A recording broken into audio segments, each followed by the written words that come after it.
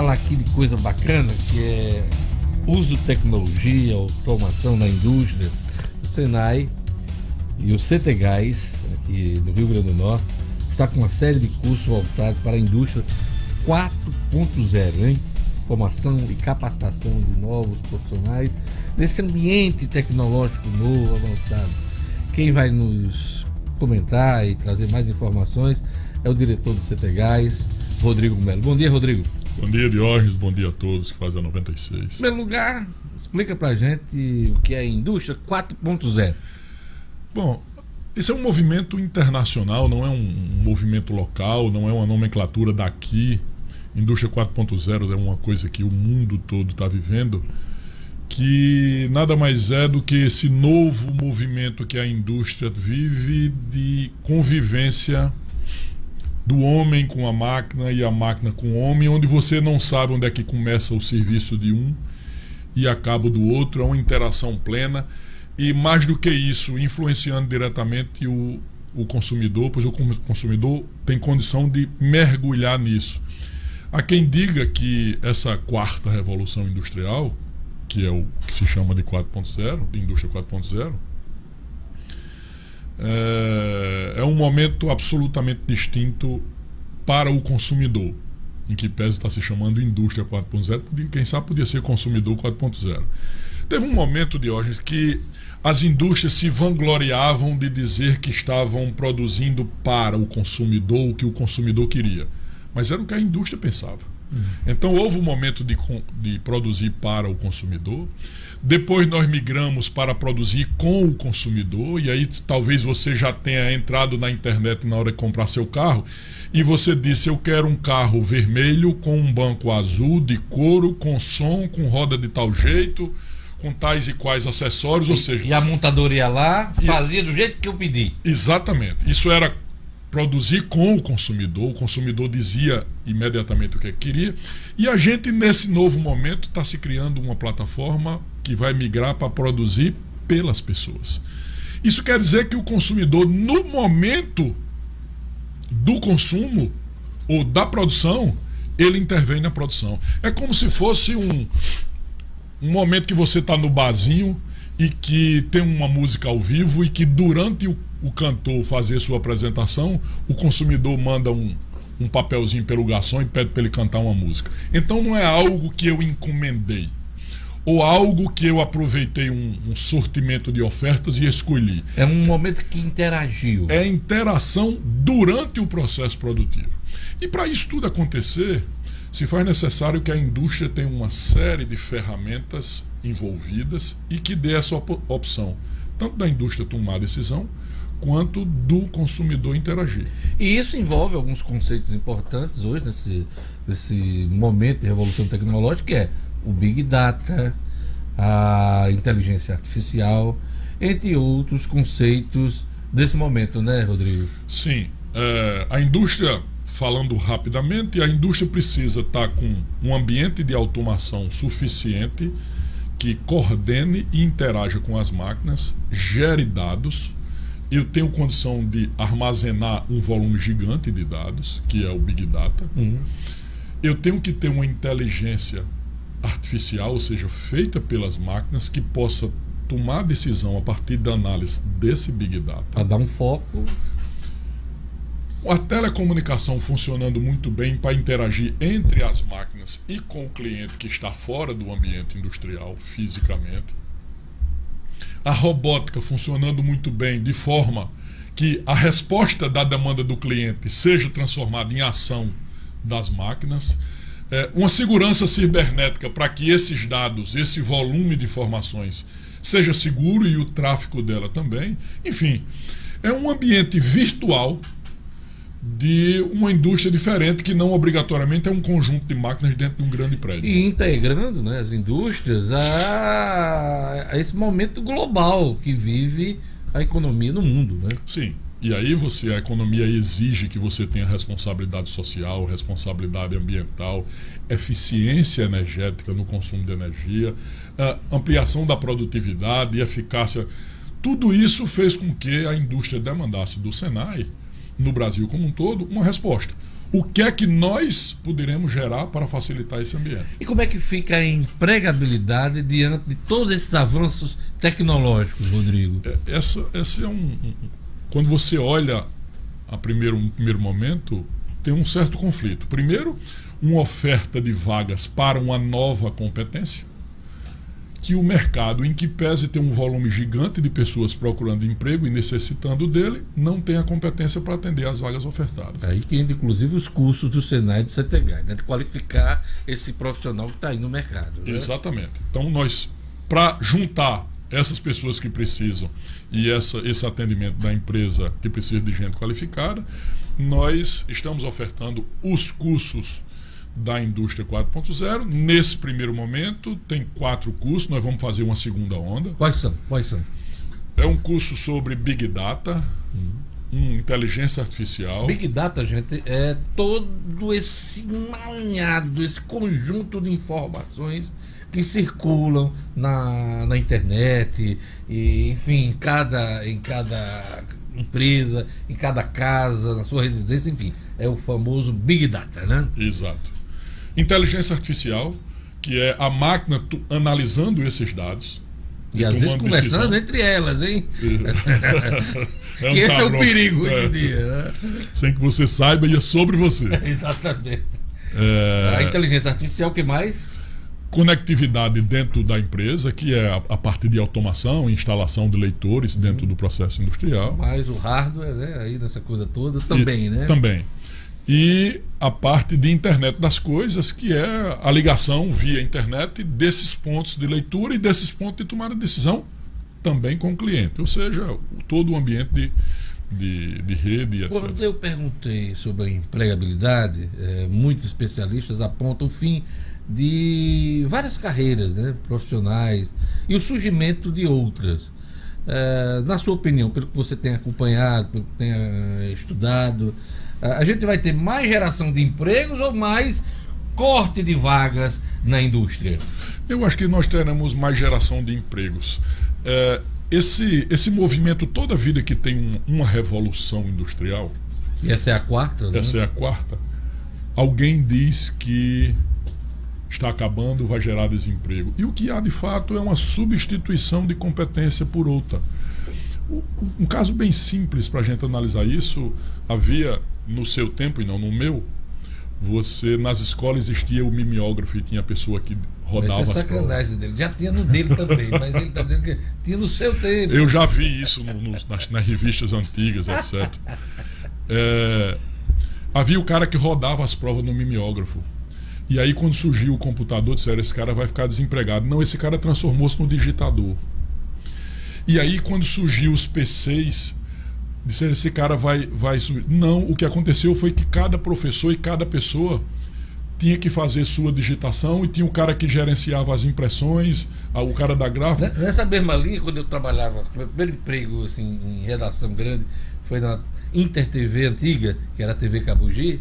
A gente tinha a figura de um camarada com uma máquina de xerox enorme para fazer a impressão lá, a distribuição das cópias do jornal. Então vinha uma cópia para o editor, outra cópia para o camarada que controlava, dirigia o jornal, o camarada que colocava os caracteres, né?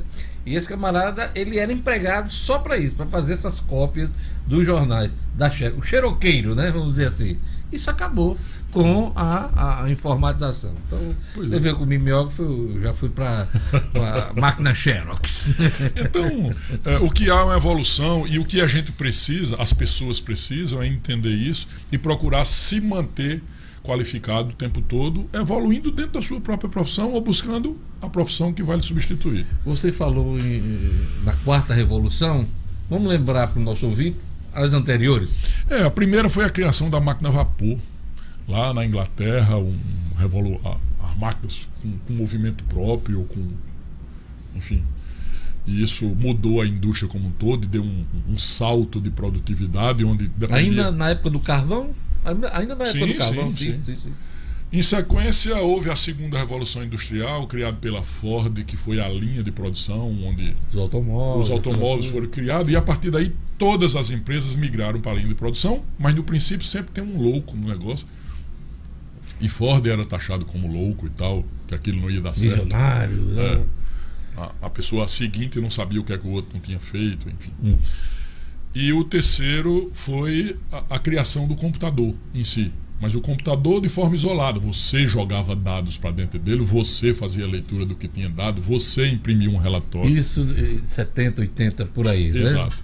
E agora estamos vivendo uma interação máquina, você num processo de inteligência artificial que você consulta agora uma passagem para Buenos Aires e quando você abre seu e-mail para ler suas mensagens do dia, está lá 10 ofertas de passagem para Buenos Aires. Quem foi que fez aquilo? Foi uma pessoa? Foi uma máquina? Foi uma pessoa que programou a máquina para fazer aquilo ou foi a máquina que se autoprogramou? Então, há uma interação que você não sabe até onde vai o limite de uma coisa por outra. E a gente entende que isso está gerando uma velocidade muito grande de tomada de decisões, gera, por outro lado, estresse nas pessoas, porque a comunicação chega muita mensagem, você tem que tomar muita decisão.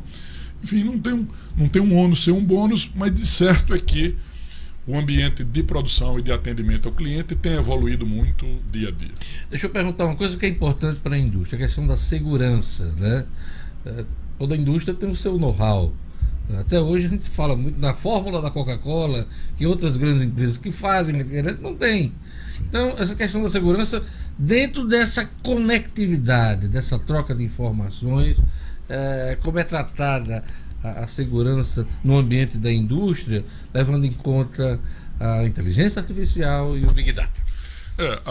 Tem um ambiente próprio que trata exclusivamente desse assunto, chamado segurança cibernética, e nós vamos fazer uma especialização, uma pós-graduação no centro voltada para isso.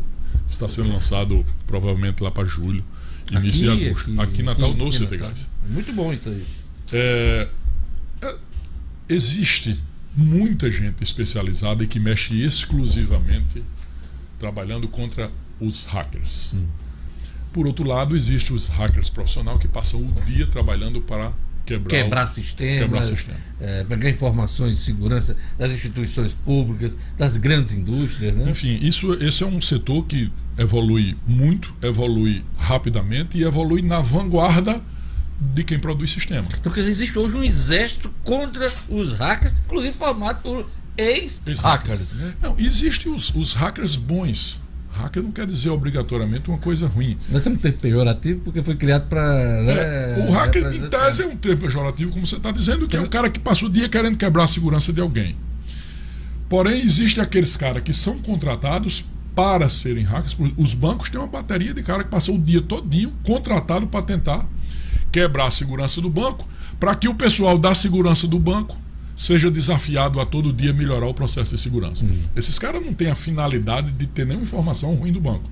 É só instigar, desafiar quem está produzindo a segurança para manter o sistema bom. Por isso que é bom atualizar seus aplicativos, hein? É uma grande dica de segurança nesse ambiente tecnológico. Exato.